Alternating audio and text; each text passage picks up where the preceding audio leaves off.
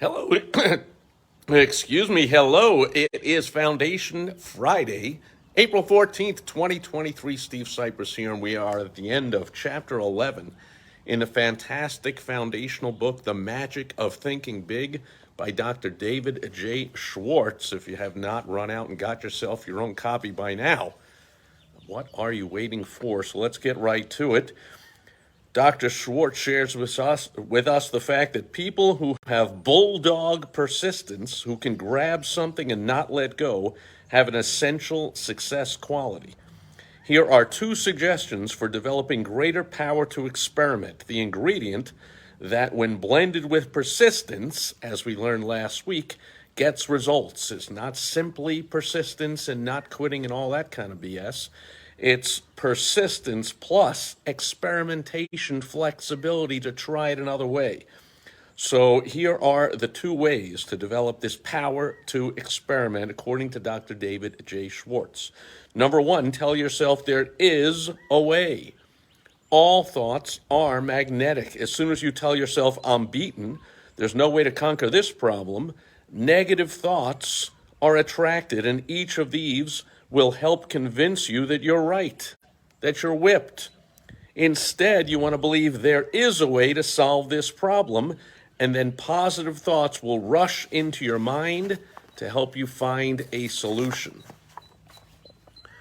It's believing there is a way that is important.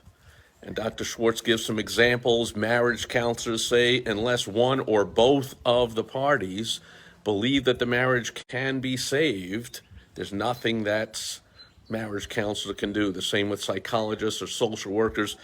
Dr. Schwartz shares working with alcoholics. Until the alcoholic, him or herself, believes that he or she can beat it, there is no hope to overtake that.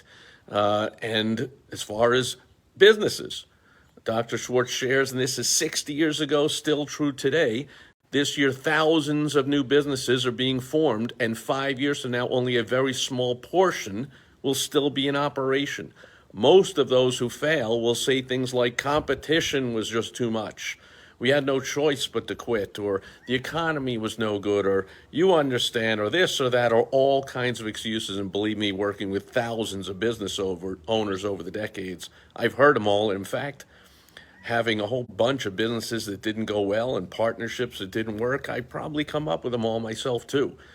However, the real problem is that when most people hit the TAR barrier, the things are tough, things are rough barrier, they think only defeat, and so they are defeated.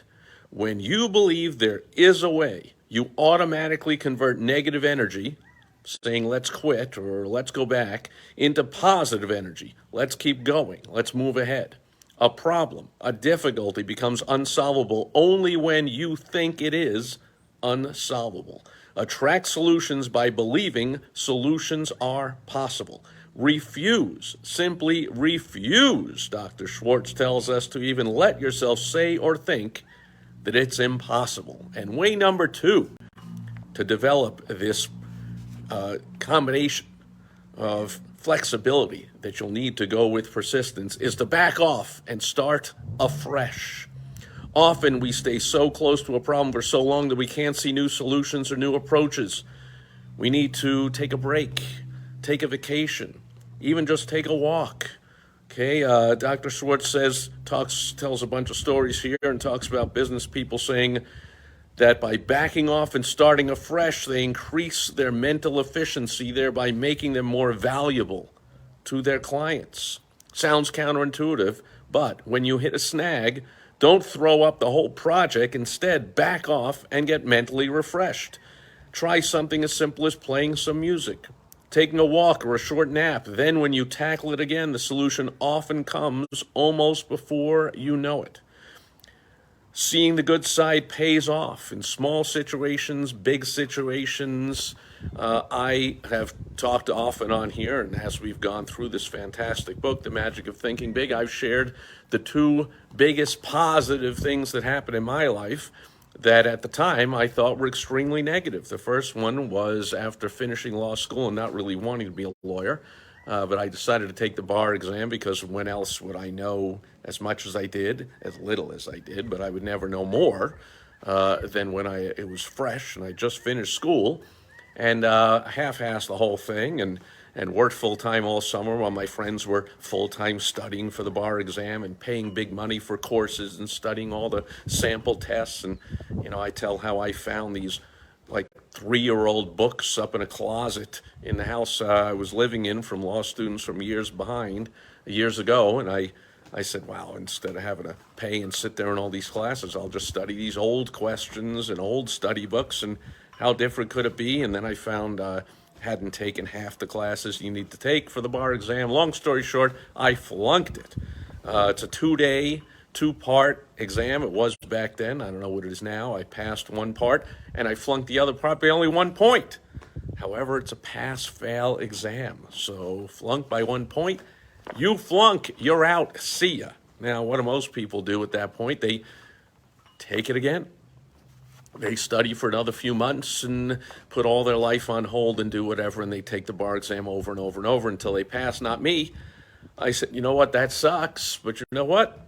That just proves that I mistakenly went to law school and didn't really want to be a lawyer. And at that point, I was on the verge of, I had a very successful hobby that everyone loved, and I was on the verge of what that propelled me to do, which was turn it into a business full-time, and there was no looking back. Within 3 years, I had a valuation, an offer for the company valued at $3.88 million, undoubtedly a lot more than I could have made by passing the bar exam and becoming an attorney. And the rest is history. And then the next big trouble, bad, quote, situation that happened is I destroyed that company. I messed it up. I didn't fight hard enough for it, and I lost the whole thing, and I became homeless. And at the time, of course, that was crushing and horrible. But I realized that, wait a minute, that taught me a huge lesson. Instead of giving up too easy and blaming outside factors, I didn't fight hard enough to keep that business. Anything else I did past starting up other businesses was much tougher than whatever I would have had to do to just keep that business going instead of give it up too easy. And from that point on, I just never again gave up too easy. I've given up when it's the right time to give up and do something new. It's we've discussed, especially in this chapter in this book. But those are two things that anyone else could look at, and I did at the time, and say, wow, those are two horrible circumstances in life, two bad things that happened. But I turned them both into victories, the second one even more, because now I have helped hundreds and hundreds of business owners over the years to not give up too easy on their business, to find another way to make it succeed. I can spot the dangerous points that businesses are going in the wrong direction, and I help people to turn things around and put the right strategies into place to turn those businesses back into, or for the first time ever, into successes that never would have happened if I hadn't had a business fail myself and go through that and understand what it was like. Never would have been able to help so many other people to avoid that situation.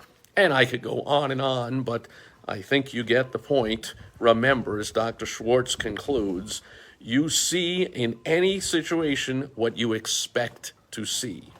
See the good side and conquer defeat. All things do work together for good if you'll just develop clear vision.